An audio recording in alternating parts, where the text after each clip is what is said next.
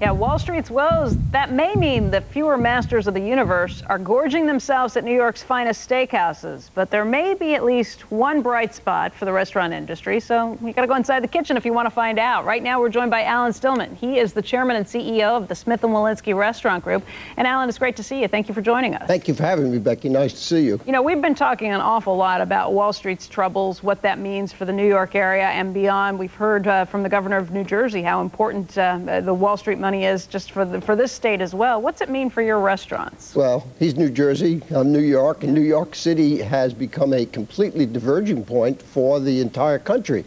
It's the first time in my years in the restaurant business, especially at Smith & Wollensky, where I can honestly say that New York City is a completely different country than the rest of the United States, and it's been that way for the last year. So places that are in the food business, especially the high end of the food business, are struggling around the country, but they're booming in New York. And it's not because of Wall Street. Hell of a good time. Yeah, it's not because of Wall Street. Is it because of the tourists who are coming to New York? Well, it's partially the tourists, but it's not all the tourists. What we've got is we've got a lot of financial people, and we've got a lot of Wall Street people that are still coming in. And it seems to me that people gravitate towards places where they're going to be comfortable, and they've been comfortable. So in times of recession, and I've gone through this before 10 times, people like to go to places that they can feel comfortable in, and they know they're going to get what they've bargained for. So, but in recessions in the past, have you seen a drop in the number of people coming in, or at least the amount that they're spending on a dinner? Not really. What we've seen is the same thing we're seeing now. People that were buying $400 bottles of wine are now buying $200 bottles of wine. So the wine, you are seeing it there. Oh, yes, we're definitely seeing it there, and we've seen that in the last 30 years. Every time there is a recession, we see that. But we don't really see too much of a drop-off in the number of people coming in.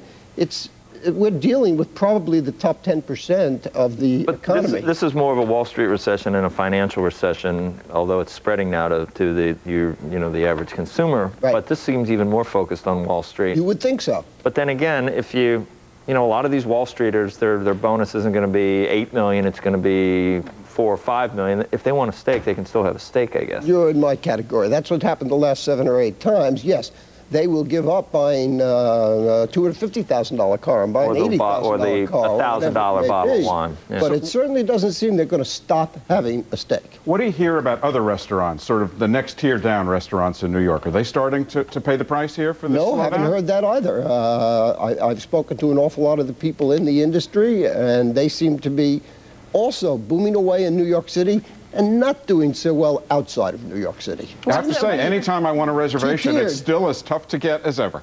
It seems that way, that's for sure. Yeah, My son runs 2 restaurants in New York now, Quality Meats and Park Avenue, summer, winter, spring. I was going there the other day, and I couldn't get in myself. Well, now my son got in. There you go. The next thing to worry about is that the world, apparently, there's another 2 billion people around the world that want to eat meat now, and they're quickly coming into our level of, they're quickly not emerging countries anymore. They're going to be developed countries. Are we going to be priced out? Are people going to be priced out of the beef market? The grain market? Are we going to be able to handle this? Because we're in the United States?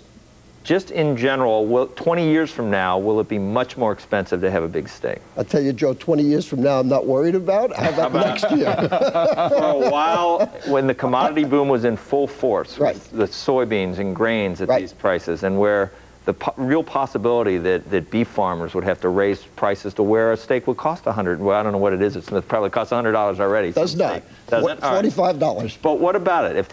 Is there enough to go around if the rest of the world starts eating like that? I don't think anybody can make that judgment yet, because what the beef farmers did is they took their beef to the slaughterhouses early, because the cost of grain, the cost of corn, the cost of everything was going up so high that instead of getting their beef into the slaughterhouse where it was going to cost people more money, they brought them in earlier to make up for the feed.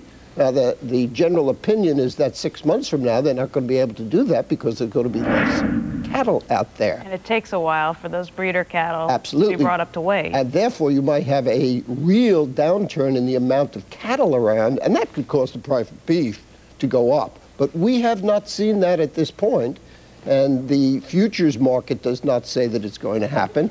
So I'm sort of at a loss, and it's not easy to be able to predict something, as you know, like futures. Well, maybe the weaker economy will hold down the price of beef at that point, at which there's less supply. Yeah, absolutely. Well, listen, I brought you people some steak knives so that if you really want to cut up some people, you're going to be able to do it on your own. There you go, Becky.